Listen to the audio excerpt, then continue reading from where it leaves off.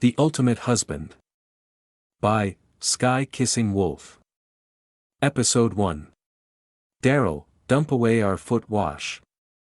3 women sat on the sofa, having just had their feet soaked and washed. From afar, these 3 beauties exuded an air of seduction and class, each with their unique charm. Among these 3 women, was Daryl's wife and her 2 best friends. Upon his wife's behest, Daryl dumped the bowls of dirty water away subserviently. He dared not utter a single complaint. After all, he was the family's live-in son-in-law. Even after 3 years of marriage, he had no place in the family. His wife and mother-in-law would berate him for the slightest mistakes. Even a mutt would have a higher standing in the family than he did.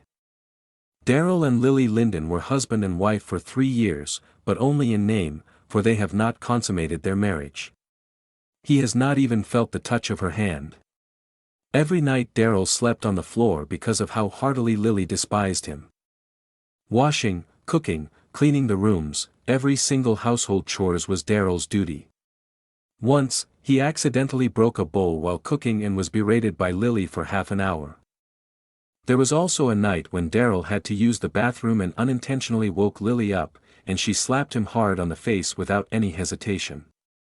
That was the first time in his life that Daryl got hit.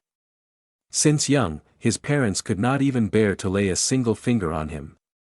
He was angry, yet he had to keep his fury to himself. All he could do was apologize profusely to Lily. In the end, he was punished to kneel the entire night. It has 3 years now, and Daryl had gotten used to this lifestyle.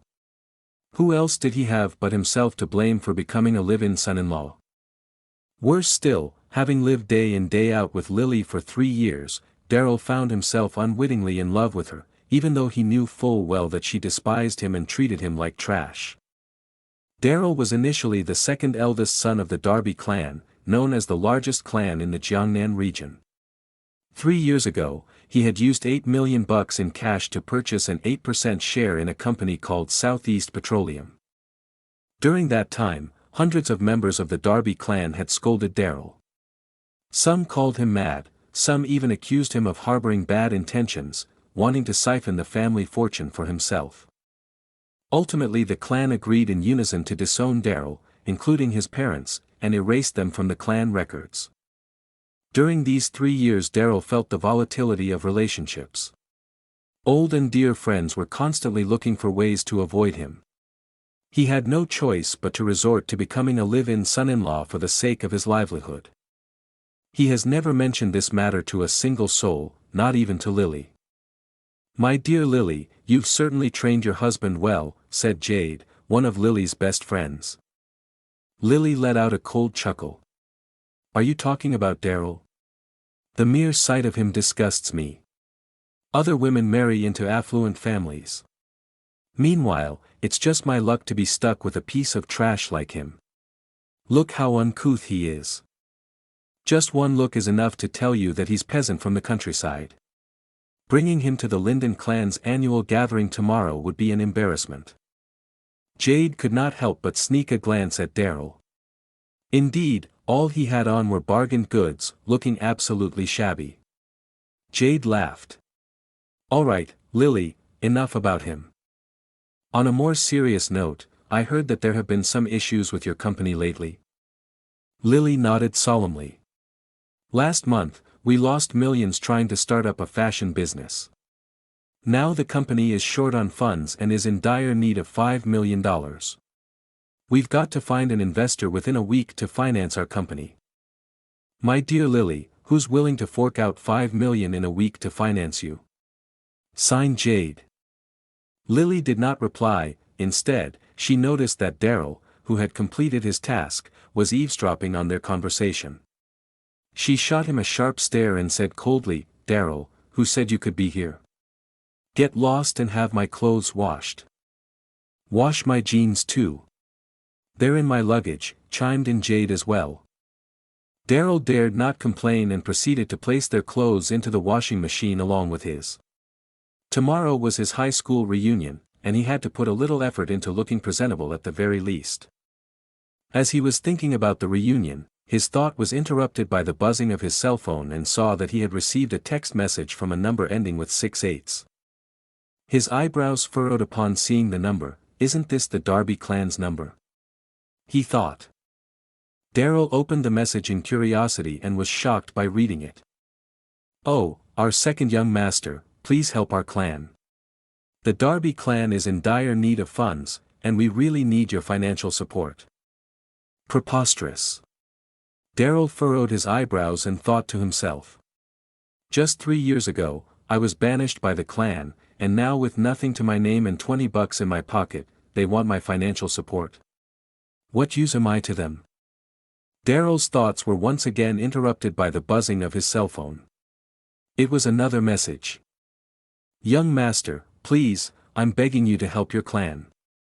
The shares you bought 3 years ago have turned a huge profit. Please. We're doomed without your support. What? Daryl was taken aback by that message. He quickly took out his Amethyst Bank black card at a speed he never knew he had. The card had been in a state of disuse for 3 long years. It was a status symbol for the rich, for every card has its own dedicated customer service representative. He hastily dialed up the bank's customer service. Greetings, Mr. Darby. How may we assist you today? Answered a sweet feminine voice. Quick. Give me my account balance. My pleasure, sir, please wait a moment, replied the lady. Within seconds, the lady spoke again. Mr. Darby, your total account balance has a large sum above our checking limit.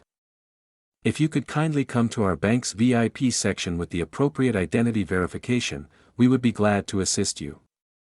Before the lady could finish her sentence, Daryl had already hung the call. Total account balance has a large sum, laughed Daryl while entertaining his thoughts. Who would have thought that this investment 3 years ago, which caused his banishment, would lead to such a pleasant surprise 3 years later? The added mystery of not knowing the exact amount of this large sum of money fueled his excitement. Lily, look at Daryl checking his account balance on the phone, laughed Jade uncontrollably. Lily laughed as well. I give him an allowance of $200 a day. I suppose he's saved up quite a sum over the past 3 years. Oh Lily, just treat it as if you're rearing a dog, said Jade, prompting the 3 women to laugh in unison.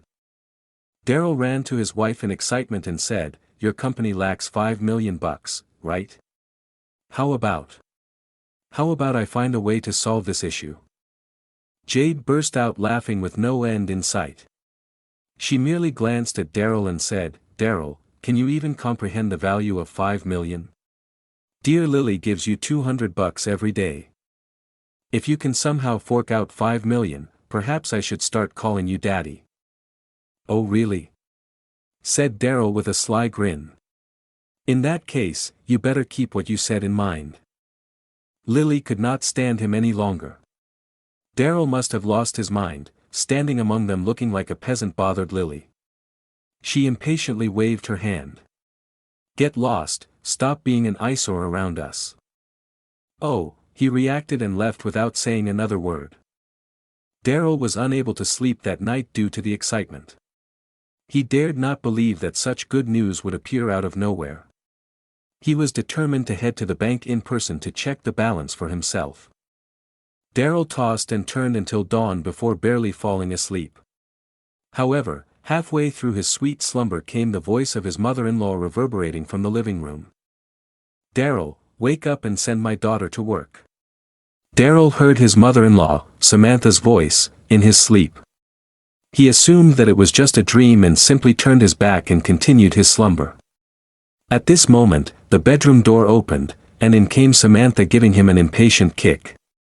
Are you deaf or dumb? Didn't you hear me calling you to send Lily to work? Said Samantha coldly. Daryl had to admit, Samantha was a beauty in her 30s. She took great care to maintain her looks.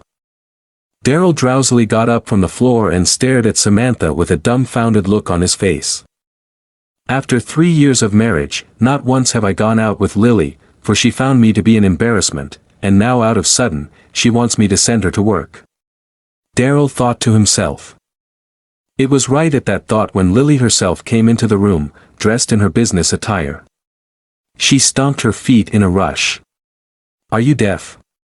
Be quick, or is it that you're not willing to send me?" "I'm willing. I'm willing."